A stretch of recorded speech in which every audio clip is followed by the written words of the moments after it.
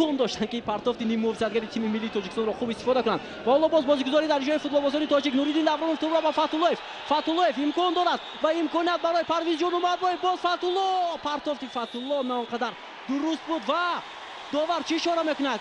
Пеналти ба дарвозаи тими мунтахаби Фаластин ва имконият барои дастаи мо ба миён меояд. ҳоло мо аз коргардон хоҳиш мекунем ки ҳолати такрорро намоиш диҳанд чӣ гуна ҳолат рух додааст.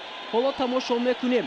бале, дар муқобили Парвиз Умарбоев қоидаи бозӣ вайрон кард. Парвиз Умарбоевро ним мувзиятгари дастаи мунтахаби Фаластин аз пой афтонид. Давронов дар муқобили дарвозабони тими мунтахаби Фаластин. Тавфиқ Абдулҳамад. ҳоло капитани дастаи мунтахаби Тоҷикистон зарба мезанад. имконият! гол! тими мунтахаби футболи Тоҷикистон дар дақиқаи 22 рақобат пешсаф мешавад ва тӯбро ба дарвозаи дастаи мунтахаби Фаластин Нуриддин Давронов мезанад. бозингари дастаи мунтахаби Тоҷикистон ва дастаи дунави Булғория. Нуриддин Давронов офарин ва воқеан ҳам нафаре аст ки тими мунтахаби Тоҷикистонро дар ҳар лаҳза кӯмак мекунад ва нафаре аст ки бозии тими мунтахаби Тоҷикистонро ба пеш мебарад, ҳам дар дастаи истиқлол ки ҳунарнамоӣ мекард он вақт ва ҳоло ҳам ин фаъолияти пурсамар, ин умуман вазифае ки дар иҷрои ӯ гузошта шудааст, онро ба хубӣ иҷро мекунад намешаванд. ва албатта ҳоло тағйирот шояд то анҷоми вақти асосии бозӣ аз ҷониби сармураббии Ҳаким Фузайлов ба тими миллии мо дароварда шавад ва мо хоҳем ки киҳо аз майдон берун мешаванд. ва инҷо иштибоҳи дарвозабони тими мунтахаби Тоҷикистон иштибоҳ мекунад ва довар ба ки ба Абдулазиз ҳунарнамоӣ мекунад ва ҳолати такрорро акнун тамошо мекунем. ин як иштибоҳи дарвозабони тими миллии мо буд. довар Денис Измайлов аз Қазоқистон.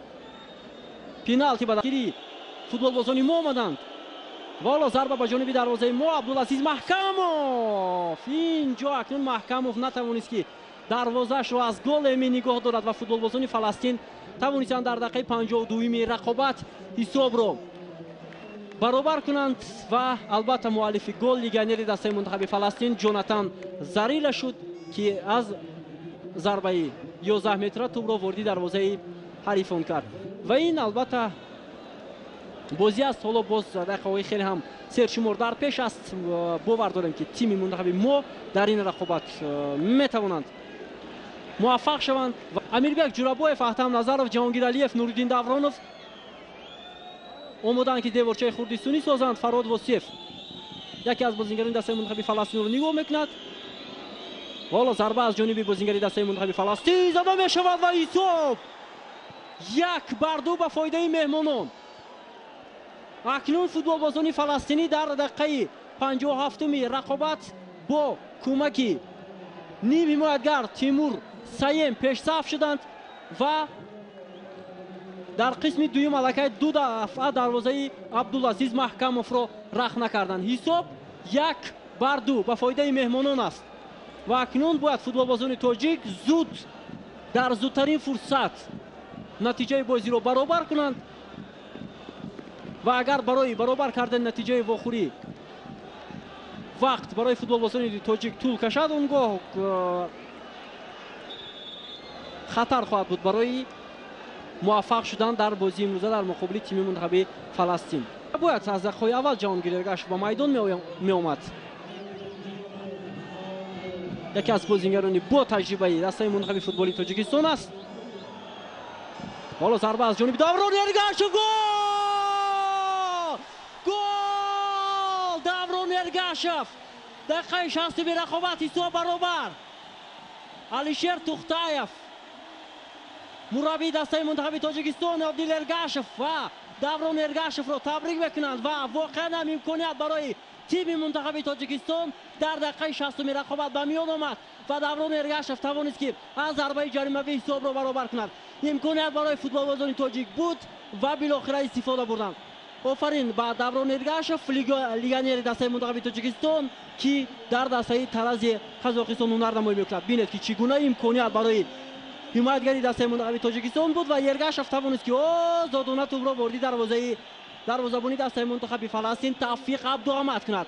ҳисоб 2-2 ва ман бори дигар иброз мекунам. Гуфтам ки агар ки онҷо Ҷаҳонгир Алиев буд ва ҳоло ҳуҷуми ҷавобӣ. ин ҳолат то куҷо сурат мегирад ва ҳоло имконият барои футболбозони Фаластин ва муваффақ ҳам шуданд. дар хати ҳимоя Даврон Эргашев инҷо чаро футболбози дастаи мунтахаби Фаластин таҳти рақами 12 Аҳмад Абдунаҳияро натавонист ки боз дорад, натавонист ки дар муқобили ҳамлагари дастаи мунтахаби Фаластин муваффақ шавад ва аллакай бозингарони Фаластин голи сеюмро танҳо дар қисми дуюм ба самар расонинданд. ва албатта дар хати ҳимоя айни ҳол дидем ки Даврон Эргашев чӣ гуна озодона ҳамлагари дастаи мунтахаби Фаластинро имкон дод ки зарба занад ҷониби дарвозаи мо. бори дигар ин ҳолатро такроран тамошо мекунем.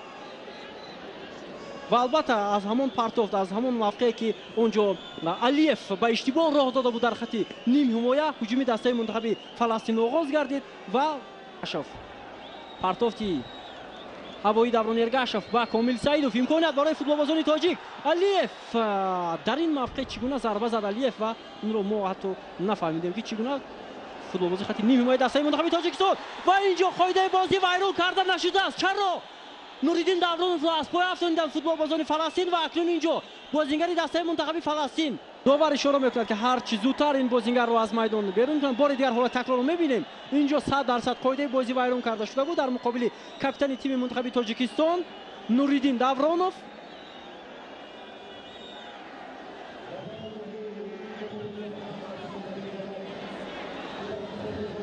ва акнун бозингаре ки осеб дидааст дар айти дастаи мунтахаби Фаластин аз майдон бароварда мешавад ва бозӣ идома меёбад. 1 дақиқаи дигар то анҷоми вақти асосӣ боқӣ мондааст. имкон аст ҳоло барои футболбозони тоҷик, имкони 100% ҳаст. ва акнун бозингаре ки аз майдон баромада буд Ҳимоятгар Шасроров ба самти пеш. футболбозони тоҷик айни ҳол интизори партофт ҳастанд ва рақобат намекунанд дар лаҳзаҳои хеле ҳам душвор. Эргашев бисёр ҳам партофти олӣ ба Восиев. Восиев инҷо хеле ҳам моҳирона ҳарифро мегузарад. партофти Восиев. гол! гол! Парвиз Умарбоев голи дуюми худро дар муқобили Фаластин мезанад. ин голи дуюми Парвиз Умарбоев аст. Искандар Ҷалилов ишора мекунад ки ҳар чиз зудтар ту ба маркази майдон бурда шавад ва футболбозони тоҷик ба самти пеш ҳаракат кунанд. офарин Фарҳод Восиев кори худро кард. албатта он имконияте ки барои футболбозони тоҷик ба миён омада буд албатта хеле ҳам хуб буд ва кори муҳимро ҳам Фарҳод Восиев, ҳам Парвиз Умарбоев ва ҳатто Ҷаҳонгир Эргашев карданд. офарин ба футболбозони тими мунтахаби Тоҷикистон, офарин ба Парвиз Умарбоев ки ин имкониятро хуб истифода кард. ҳоло вақт аст, ҳоло то анҷоми бозӣ вақт аст. ҳоло футболбозони тоҷик имкон доранд.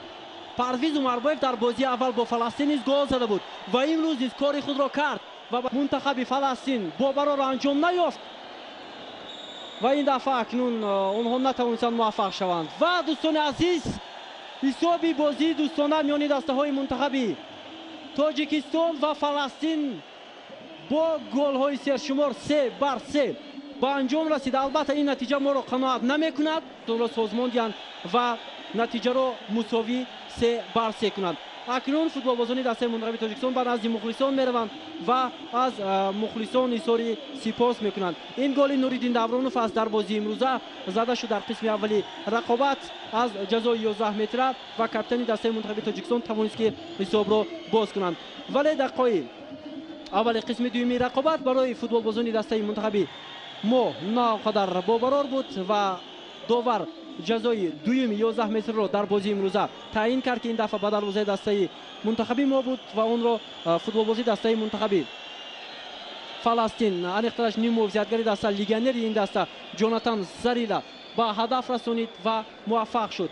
ва баъдан боз футболбозони дастаи мунтахаби Фаластин пайи ҳам ҷониби дарвозаи мо ҳуҷум карданд ва аз зарбаи ҷаримавии ним мувозиятгари ин даста Тимур Сайём туби дуюми Фаластинро ба ҳадаф расонид ва дастаи худро пешсаф намуд. ва баъдан бошад голи сеюми تیم منتخب فلسطین رو ما بعداً دیدیم و فوتبالبازان تاجیک سراول پس از 3 دقیقه دیگر حساب رو برابر کردند با کمک داورون ارگاشف که از ضربه جریمه‌ای زد و حساب 2-2 شد و پس از این حالت باز فوتبالبازان فلسطین یک هجومی جوابی سازمان دادند و توانستند که توپ را واردی دروازه عزیز محکمов کنند و حساب را 3-2 نمایند که مؤلف گل حملهگری این دسته تحت رقم 12 احمد عبدالنهیه بود که توپ را آزادانه واردی دروازه عبدالعزیز محکمov کرد و پرتافت که نیز خیلی هم خوب بود در اجرای موقعیتگری دسته منتخب فلسطین و بینید که در لحظه های آخر بازیگزاری داورون ارگاشف و بعداً مهارت فرهاد واسیف و گل زیبای پرویز عمربایف رو ما تماشا کردیم که وارد دروازه گردید و در این حالت دروازه‌بان فلسطین نتوانست که این حالت رو برطرف کند و دوستان عزیز گزارش مستقیم ما از ورزشگاه مرکزی به انجام میرسد و پس از چند لحظه ما حتما با سرمربیان و بازیگران دسته منتخب تاجیکستان هم صحبت خواهیم شد.